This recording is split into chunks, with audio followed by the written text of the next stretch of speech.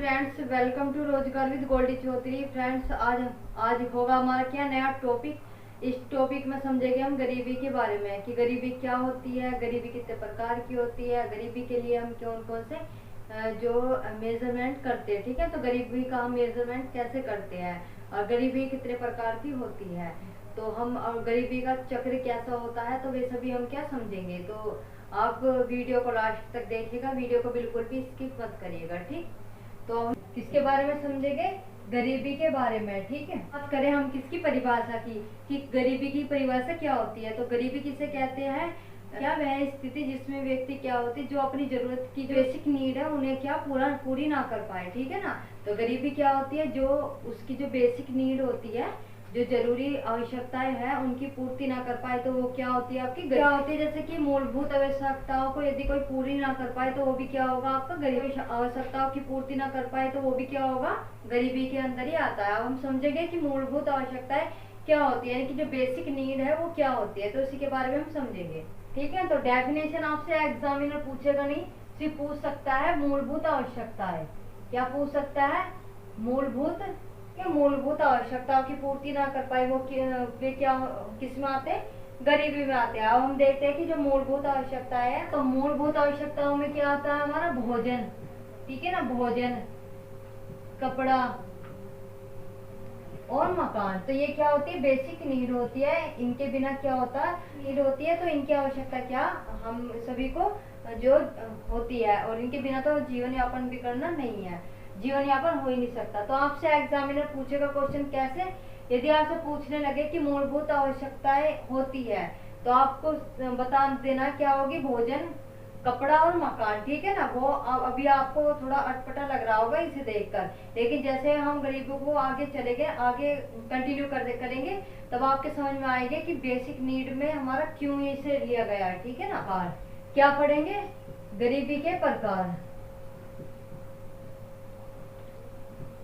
गरीबी के प्रकार की गरीबी कितने प्रकार की होती है, तो गरीबी कितने प्रकार की होती है, दो प्रकार की होती है। कितने प्रकार की होती है, दो प्रकार की होती है। हम मैंने इसे बीच में लाइन खींच दी है, एक साइड लिखेंगे हम क्या, निरपेक्ष। ठीक है ना, तो एक साइड क्या होगी निरपेक्ष गरीबी, एक साइड क्या होगी सापेक्ष। ठीक है ना, तो एक साइड क्या होगी निरपेक्ष गरीबी, एक साइड क्या होगी सापेक्ष। है ना, तो निरपेक्ष गरीबी में हमारे क्या आती है, मूलभूत आवश्यकताएं, यानी कि जो बेसिक नीड्स होती है जिसमें जो पूरी ना कर पाए वे हमारी क्या होती है, निरपेक्ष गरीबी। ठीक है ना, तो ये गरीबी है, यहाँ गरीबी लिखना चाहो तो लिख लो आप, तो ठीक है ना, तो यहाँ भी गरीबी है, सापेक्ष गरीबी। तो गरीबी से पॉइंट एक्स क्या हो सकता है, मूलभूत आवश्यकता है। क्या होगा, मूलभूत आवश्यकता की पूर्ति ना हो पाए। ठीक है ना, ना हो पाए, तो निरपेक्ष गरीबी में क्या होगा, जो मूलभूत आवश्यकता की क्या है, पूर्ति ना कर पाए। ठीक है ना, तो वो किस में होगा, निरपेक्ष गरीबी में। जो सापेक्ष गरीबी क्या होती है, विभिन्न आय वर्गों के साथ। ठीक है ना, विभिन्न आय वर्गों के साथ, इसे भी हम समझेंगे, के बीच आय की असमानता।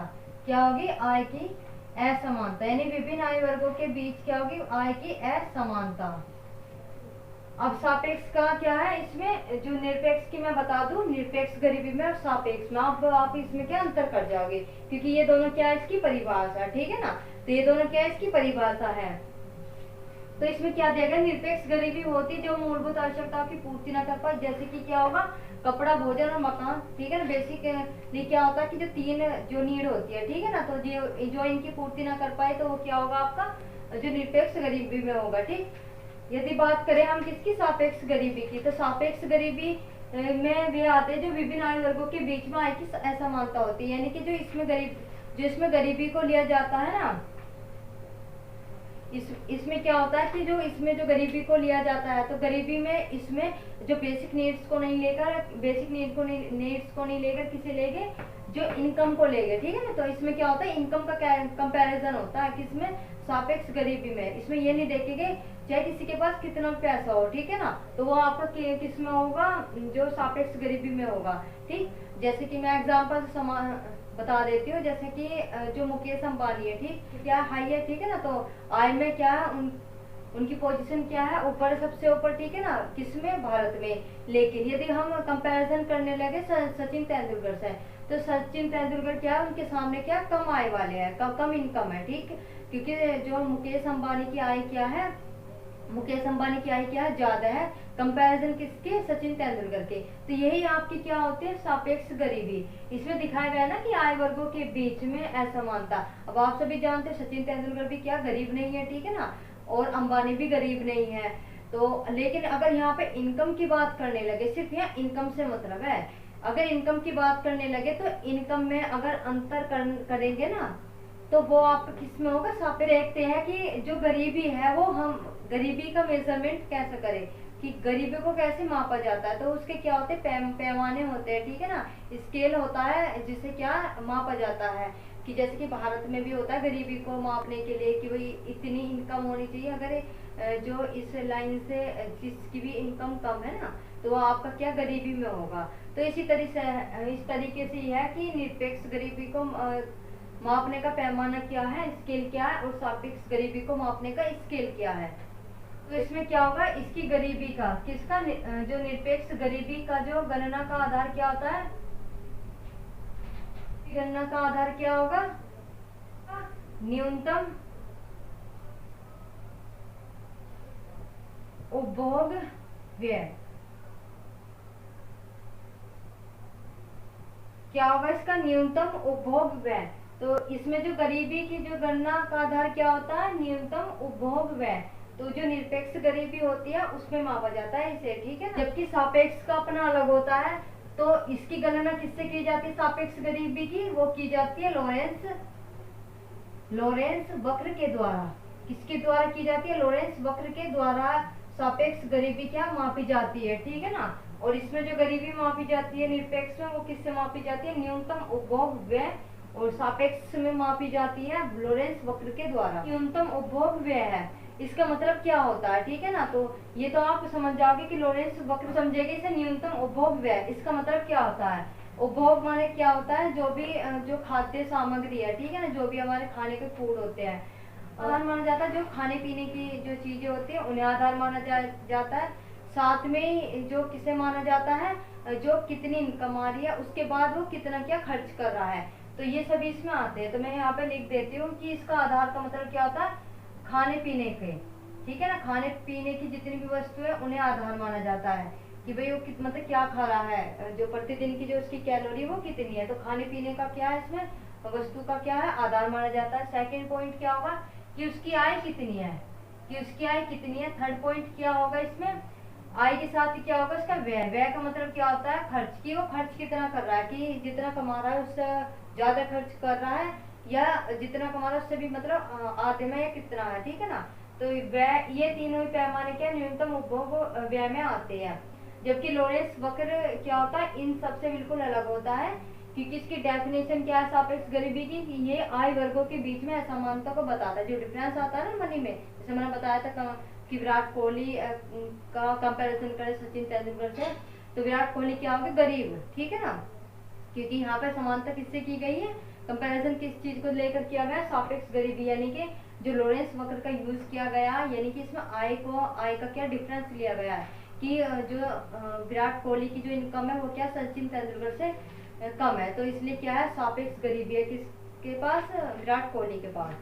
तो लॉरेंस वक्र भी आपका क्या बताता है, आय की असमानता को बताता है। तो इसमें लिखने की कोई जरूरत नहीं है, ठीक है ना। तो ये तो समझ सकते हैं कि सापेक्ष गरीबी क्या होती है। जरूरी बात है इसमें ये याद रखने की कि आय वर्गों के बीच में किससे बताता है, असमानता को, जो डिफरेंस होता है ना इनकम के बीच में, तो उसे ही बताता है कब, सापेक्ष गरीबी। सापेक्ष गरीबी, इसका थर्ड पॉइंट क्या होगा, सापेक्ष गरीबी क्या मापी जाती है, ठीक है ना, सापेक्ष गरीबी क्या मापी जाती है, क्योंकि आप सभी समझ सकते हो, मैंने बताया कि सचिन तेंदुलकर के पास क्या जो विराट कोहली क्या है उनसे मतलब कम इनकम है विराट कोहली की सचिन तेंदुलकर से। तो इसका मतलब है कि जो आप भी जानते हो कि वो आय को क्या मापा जा सकता है, यानी कि इनकम का क्या, इनकम को क्या है, इनकम को क्या मापा जा सकता है। इसलिए ये जो सारी पद्धति होगी जो सापेक्ष गरीबी क्या होगी मापी जाएगी, जबकि निरपेक्ष में ऐसा कुछ नहीं। जो निरपेक्ष में ऐसा नहीं होता। निरपेक्ष में क्यों नहीं होता, इसमें आप सभी जान सकते हो, हम आय का भी मेजरमेंट कर सकते हैं, ठीक है ना, आय को माप सकते हैं, उसका खर्च कितना है उसे भी माप सकते हैं। लेकिन खाने पीने की वस्तुओं में क्या हो जाता है कि ये अंतर कर पाना मुश्किल होता है, ठीक है ना। तो बस उसका क्या होता है, बस एवरेज ही लेके चल सकते हैं कि हाँ डेली इतने कैलोरी जो चाहिए। अब ये नहीं हो सकता कि अगर हम सोयाबीन खा रहे हैं तो हम सोयाबीन को लेकर बता दें कि हाँ इसमें इतने ग्राम है तो हम डेली इतने ग्राम खा रहे हैं। तो इसलिए ये जो पद्धति होती है ये मापी नहीं जा सकती, लेकिन आय व्यय को मापा जा सकता है। और इसमें जब इसमें खाने पीने की वस्तु को नहीं मापा जा रहा है तो ये क्या होगी, इसे मापा नहीं जा सकता निरपेक्ष गरीबी। चाहते ये आपके पॉइंट थे किसके, सापेक्ष गरीबी के और निरपेक्ष गरीबी के, यही पूछे जाते हैं। यही आपके 3 से 4 क्या इसमें पॉइंट थे।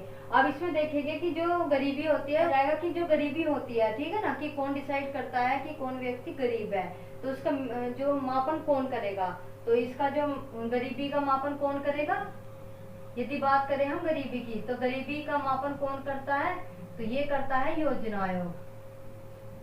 मापन कौन करता है, योजना आयोग करता है, ठीक है ना। आप सभी जानते हो कि योजना आयोग या कौन करता है, योजना आयोग करता है।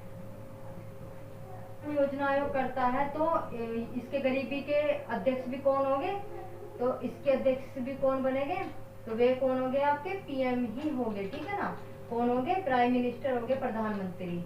अब इसमें दिया गया है कि गरीबी का मापन कौन करता है, योजना आयोग। अब आपको तो पता ही है कि जो योजना आयोग है अब नहीं रहा, ठीक है ना, इसकी जगह अब क्या आ गया, अब वर्तमान में क्या आयोग ना होकर क्या हो गया, इसका नाम बदलकर नीति आयोग कर दिया गया है, ठीक है ना। तो नीति आयोग इसका वर्तमान में नाम है, जो कि आपका कब आया, आपका 2015 में योजना आयोग की समाप्ति कर गई, किसकी स्थापना की गई थी, नीति आयोग की। तो इसमें ये पूछ सकते हैं गरीबी का मापन किसके द्वारा किया जाता है, तो मापन किसके द्वारा किया जाता है, योजना आयोग के द्वारा। लेकिन योजना आयोग कब आया था, 1950 में आया था।